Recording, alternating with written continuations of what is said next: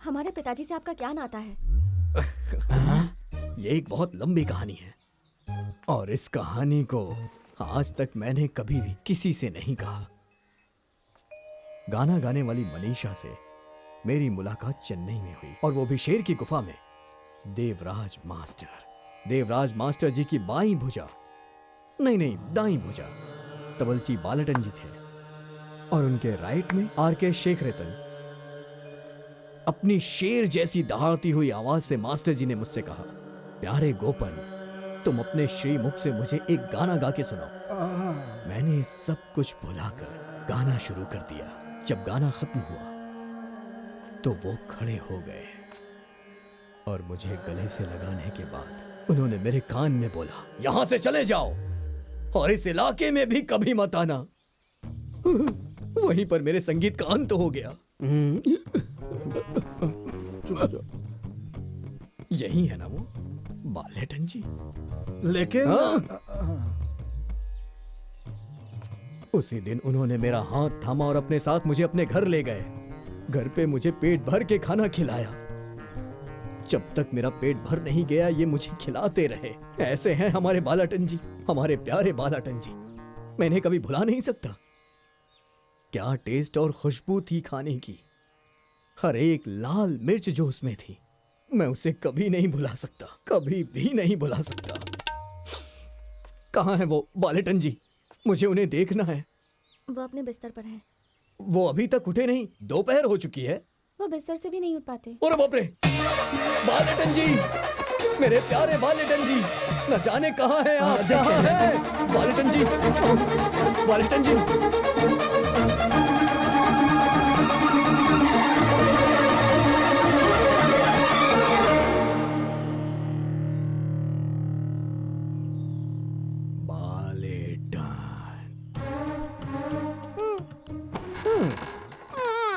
बालेटन जी,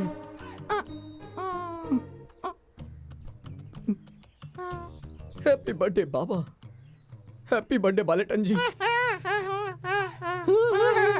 आज नहीं, 2 दिन पहले था। मुझे माफ कर दीजिए, उस दिन मैं आ नहीं पाया बालेटन जी। अरे बाप रे!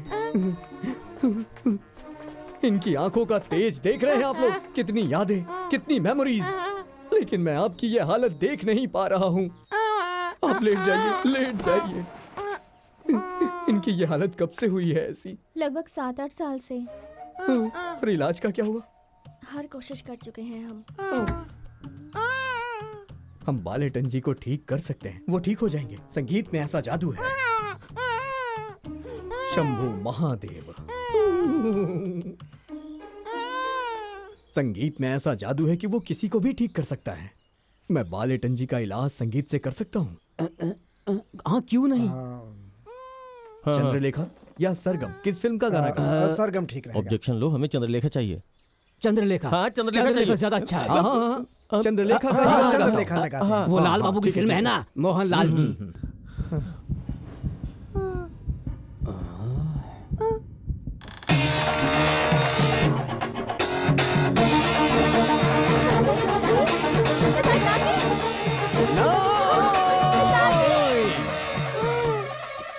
आप खुद से उठिए, आप कर सकते हैं। उठिए, कोशिश करिए। अरे उठिए ना। पिताजी, पिताजी, अरे ये क्या हो गया? पिताजी आंखें खोलिए, प्लीज उठिए। मुझे लगता है इस गाने ने काम नहीं किया। अगली बार कोई दूसरा गाना गाना पड़ेगा। राजस्थानी। पिताजी, जरा हटिए। रैम्बो, गाड़ी स्टार्ट करो।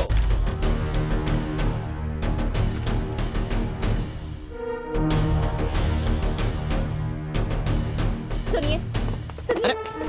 ये क्या कर रहे हो आप? मैं आपको जाने नहीं दूंगा। आवाज करेगा तो मार डालूंगा।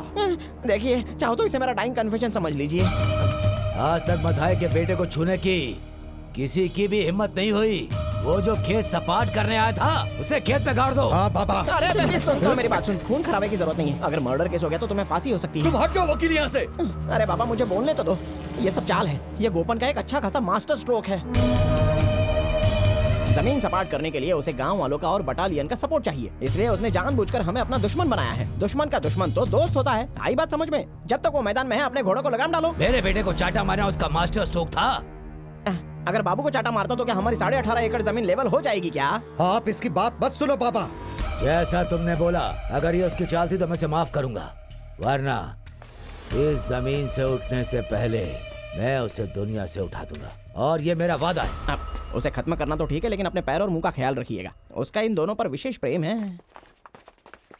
ये बालेटन क्या लगता है आपको ये कौन होगा? कौन है?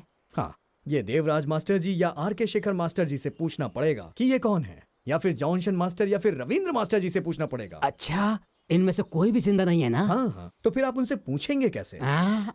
सवाल ये है कि आप उनसे पूछेंगे कैसे? लेकिन सवाल तो आपने पूछा था ना। दरअसल बात यह है कि कभी कभी मैं अपने आप से ऐसे बेकार के सवाल पूछता रहता हूँ, और उसके जवाब भी मैं देता हूँ। बालेटन जी का एक बहुत ही बड़ा इतिहास है।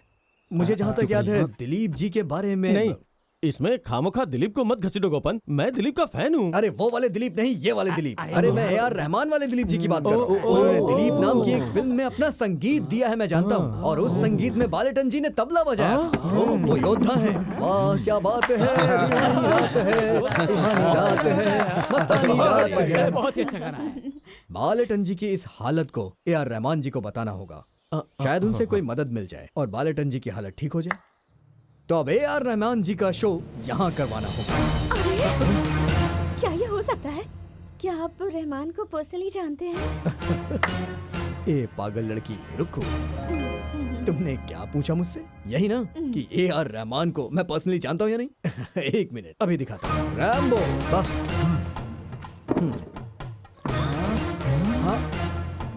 अरे अरे वाह,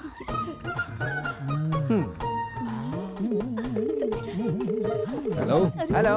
वेंकटेश, हाँ बोले सर। वहाँ पे सब कुछ ठीक है ना? हाँ सब ठीक है सर। हाँ, मैं संगीतकार गोपन बोल रहा हूँ। पता है सर, कहिए ना।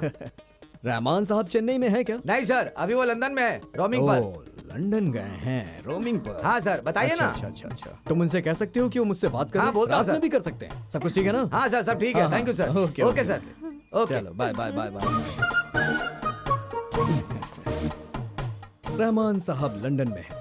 अरे आप लोगों ने सुना ना, गोपन जी AR रहमान जी को पर्सनली जानते हैं। माय डियर रुको, एक जमाने की बात है कि एक बेड और एक प्लेट। क्या मतलब? मतलब ये है कि हम एक बेड पे सोते थे और एक ही थाली में खाते थे, ऐसा रिलेशन है हमारा। अच्छा। स्वामी जी, स्वामी महाराज जी, अगर ये प्रोग्राम हो गया तो इसका पूरा फायदा बालेटन जी की फैमिली को होगा, और मुदल कोटा बटालियन का सपना सच भी हो जाएगा। आगे का डिसीजन आपका है।